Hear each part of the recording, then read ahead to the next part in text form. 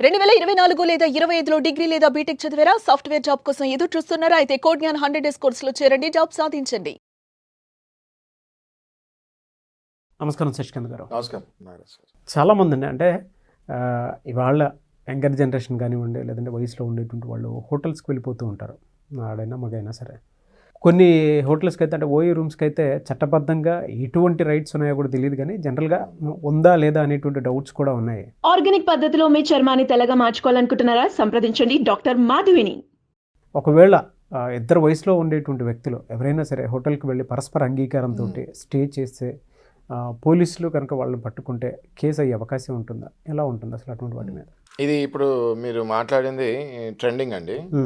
Okay, OYO rooms గురించి కానీ hotels గురించి కానీ any rooms which are leased out or rented out, okay, వీటి మీద మీరు చాలా చక్కటి టాపిక్ తీశారు ఇవాళ.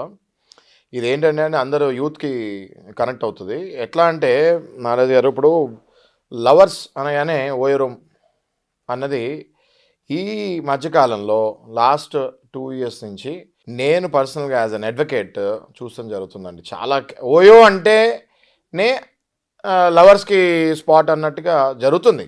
ఓకే, మనం వాస్తవాలు ఒప్పుకోవాలండి. సో ఇక్కడ లీగల్ శాంటిటీ దగ్గరికి వచ్చేసరికి అన్మ్యారీడ్ కపిల్స్కి ఓయో రూమ్ ఇవ్వచ్చా, ఇవ్వకూడదా, అండ్ అందులో అన్మ్యారీడ్ కపుల్స్ వెళ్ళి ఫిజికల్గా కలుస్తాం కరెక్టా రాంగా అన్నది మీ క్వశ్చన్, అంతే కదా సార్? అంతే. సో ఇప్పుడు ఇందులో క్లారిటీ ఏంటి అంటే, ఎప్పుడైతే మనకి అడల్టరీని లీగలైజ్ చేశారో, అడల్టరీ అన్నది ఏంటంటే అక్రమ సంబంధాలు, ఎప్పుడైతే దాన్ని పనిష్మెంట్ కాదు అని ఎప్పుడైతే తీస్తారో, అబవ్ 18 years ఆటోమేటిక్గా ఫిజికల్ రిలేషన్లకు వెళ్ళొచ్చు. పోక్సో యాక్ట్ కూడా అట్రాక్ట్ కాదు. ఓకే, అప్పటి నుంచి ఈ ప్రాబ్లం స్టార్ట్ అయింది. ఏ రూమ్కైనా ఇంతకు ముందు వెళ్ళుంటే ఐడి కార్డ్స్ అడిగేవాళ్ళు, మీకు పెళ్ళి అయితే ప్రూఫ్ అడిగేవాళ్ళు. ఒకవేళ అమ్మాయి అబ్బాయి కలిసి వెళ్తే ఏ రూమ్కైనా హోటల్కైనా ఏ హోటల్కి వెళ్ళైనా మీ ఐడి కార్డ్స్ అడగాలి, ప్లస్ మీరు మ్యారేజ్ అయితే మ్యారేజ్ ఫోటోనో లేకపోతే ప్రూఫో అడిగేవాళ్ళు. అడగాలి, అప్పుడు కూడా అడిగేవాళ్ళు కాదు. ఓకే, హోటల్ బిజినెస్ నడవదు కాబట్టి హోటల్ వాళ్ళు అడిగేవాళ్ళు కాదు. చాలా హోటల్స్ అడిగేవాళ్ళు, కొద్ది మంది హోటల్స్ అడిగేవాళ్ళు కాదు, వాళ్ళ బిజినెస్ ఎక్కడ అయిపోద్దా అని. అప్పట్లో అది రూల్, అది అడగాలి.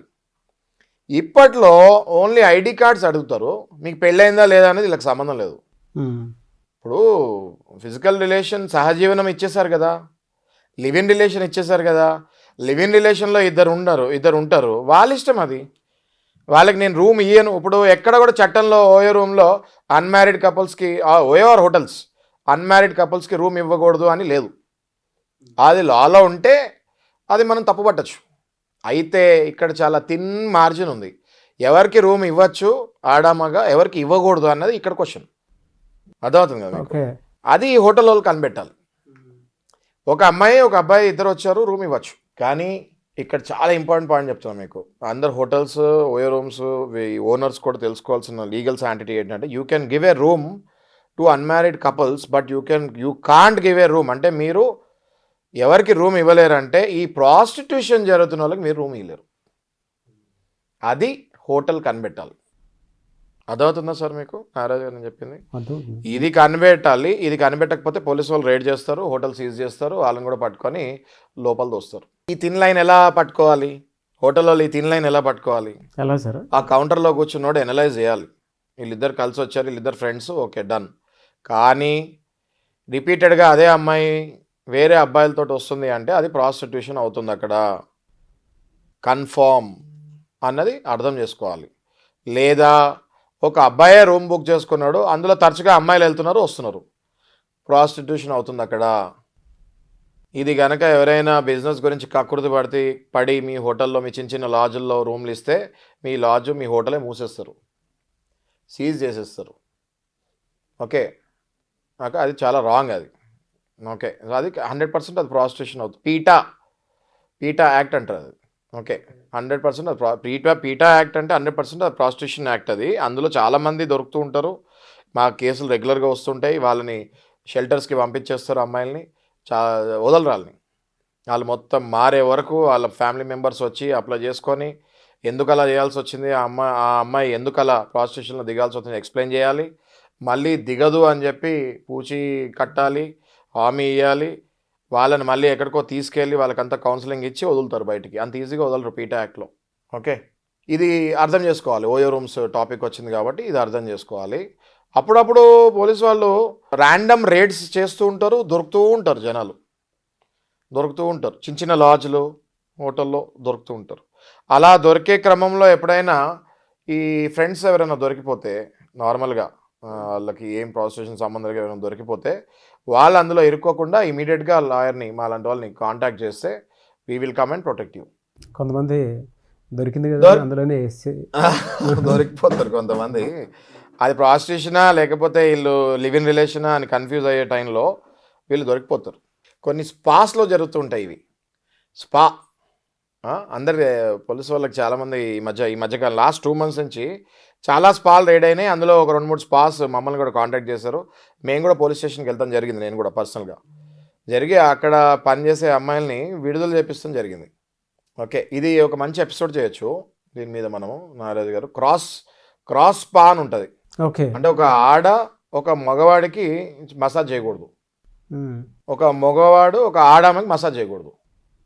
చట్టరీత్యా నేరం ఇది. కానీ చాలామంది స్పాస్లో ఇలా చేస్తున్నారు కాబట్టి ఈ మధ్య చాలా రేట్స్ జరిగినాయి. లాస్ట్ 3-4 monthsలో వందలాది స్పాలు హైదరాబాద్లో వందలాది స్పాల మీద పట్టుకున్నారు, వాళ్ళని లోపల వేశారు. నేను కూడా కొన్ని పోలీస్ స్టేషన్స్కి వెళ్ళి అక్కడ పనిచేసే అమ్మాయిలని విడిపించడం జరిగింది. వాళ్ళకి తెలియకుండా ఈ ఓనర్స్ చేపిస్తూ ఉంటారు, ఎక్కడో అస్సాం నుంచో అటు నుంచో తెచ్చుకొని ఇక్కడ పాపం అమ్మాయిలని బలి చేస్తూ ఉంటారు. అట్లాంటి అమ్మాయిలని విడుదల చేస్తూ కూడా జరిగింది. హలో సార్, కొంతమంది అమాయకులు కూడా ఈ విధంగా బలైపోతూ ఉంటారు కదా, అటువంటి వాళ్ళు ఎలా మీరు అనేది అమాయకులు అంటే గర్ల్ ఫ్రెండ్సా లేకపోతే స్పాలో అమ్మాయిలు అంటున్నారా? లవర్స్ గురించి అంటున్నారా? లవర్స్ గురించి. ఆ లవర్స్ గురించి అందుకే నేను చెప్పేది ఏంటి అంటే, నేను లివ్ ఇన్ రిలేషన్కి అగెనిస్ట్ కాదు, కానీ లివ్ ఇన్ రిలేషన్ కూడా ప్రాపర్గా లివ్ ఇన్ రిలేషన్ ఉంటే ఉండండి, అంతేగాని వన్ డే లివ్ ఇన్ రిలేషన్స్లో ఉండకండి. అది మీకు మంచిది కాదు, సమాజానికి మంచిది కాదు. ఒక్కరోజు ఓయో రూమ్లో ఉండి అది దాన్ని లివ్ ఇన్ అని ఫీల్ అవుతూ ఉన్న వాళ్ళకి నేను చెప్తున్నాను, లివ్ ఇన్ రిలేషన్ కూడా ఒక పవిత్రమైన రిలేషన్. దానికి ఒక ఇల్లు తీసుకుంటారు, అందులో కలిసి ఉంటారు, భార్యాభర్తల్లాగానే ఉంటారు. విడిపోయేటప్పుడు ఇబ్బందులు ఉండకూడదు కాబట్టి ఆ లివ్ ఇన్ రిలేషన్ అనేది పెట్టారు, సహజీవనం అని దానికి ఒక మంచి పేరు పెట్టారు. లివ్ ఇన్ అని పెట్టారు. Not live in for one day. Live in relation అంటే లివ్ ఇన్ ఏ రిలేషన్ అని, not live in one day in OYO అని కాదు. ఓకే, సో ఐ సజెస్ట్, ఇంకేం చెప్తామండి, ఇది చట్టాలు కూడా కొన్ని వెస్ట్రన్కి మనం అనుకూలంగా లేకపోతే మొత్తుకుంటున్నారు, అనుకూలంగా ఇస్తే ఓయో రూమ్లో వాడుతున్నారు. నేను ఇందులో మనం మోరల్ నీతి వ్యాఖ్యం తప్ప రేపొద్దున ఎప్పుడో పోలీస్ వాళ్ళకి మీరు దొరికినప్పుడు బాధపడే కంటే.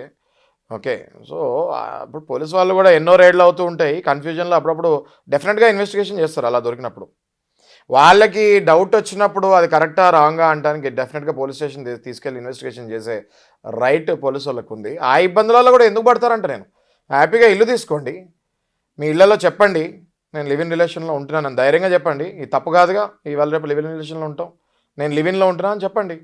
ఒకవేళ ఒకళ్ళ భార్య ఇంకో భర్తతో లివ్ ఇన్ రిలేషన్లో ఉంటే డైవర్స్ ఇచ్చి ఉండండి. సో అనవసరంగా లేనిపోయిన నెత్తినొప్పులు తెచ్చుకొని మీ కెరియర్లు పోగొట్టుకొని మీ ఉన్న టైం వేస్ట్ చేసుకొని మెంటల్గా మళ్ళీ డిప్రెషన్కి వెళ్ళి మళ్ళీ ఎవరినో సైకియాట్రిస్ట్ని కలిసి మందులు వేసుకొని దానివల్ల మళ్ళీ వేరే రోగాలు వచ్చి లాస్ట్లో హాస్పిటల్ పాలవుతున్నారు. Anyways, thank you so much Shashikant గారు. Thank you. చాలామంది లీగల్ నాలెడ్జ్ కోసం అవునండి అనవసరమైనటువంటి అన్నెసెసిటీ దాంట్లోకి కొంతమంది వీళ్ళని ఇన్వాల్వ్ చేసి తెచ్చుకుంటూ ఉంటారు. అండ్ వాళ్ళకి కొన్నిసార్లు తెలియదు కూడా పోలీసులు ఎందుకు అరెస్ట్ చేస్తున్నారు ఏంటనే దాని మీద కూడా అవగాహన ఉండదు. అండ్ కొంతమంది భార్యాభర్తల మధ్య చిన్న చిన్న గొడవలు అవి ఇష్యూస్ అవుతూ ఉంటాయి. సో అటువంటి వాటి నుంచి బయటపడదాం అనుకుంటారు. కొంతమంది భూమికి సంబంధించింది, రియల్ ఎస్టేట్కి సంబంధించినటువంటి ప్రాబ్లమ్స్ తోటి ఉంటూ ఉంటారు. సో ఆ టైంలో మన వీడియోస్ చూసి వ్యూవర్స్ ఎవరైతే ఉంటారో మిమ్మల్ని అప్రోచ్ అవుదాం అనుకుంటారు. తప్పకుండా నాగరాజ్ గారు, స్క్రీన్ పైన వచ్చే నెంబర్ తోటి సుమన్ టీవీని అప్రోచ్ అవ్వచ్చు. ఆ నెంబర్లో మనం వాట్సాప్ కానీ మెసేజ్ కానీ క్షణాల్లో కనెక్ట్ అవ్వచ్చు.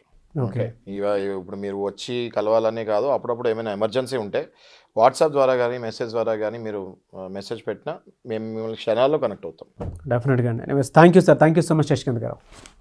చూసారు కదండి వీడియో. ఈ వీడియోపై మీ అభిప్రాయం కమెంట్ బాక్స్లో పోస్ట్ చేయండి. ముఖ్యంగా మీరు కనుక శశికాంత్ గారిది న్యాయ సలహాలు సూచనల కోసం సంప్రదించాలి అనుకుంటే స్క్రీన్ మీద మీ కాంటాక్ట్ నెంబర్ కనిపిస్తుంది, దాన్ని మీరు కాల్ ఆర్ మెసేజ్ వాట్సాప్ చేయొచ్చు.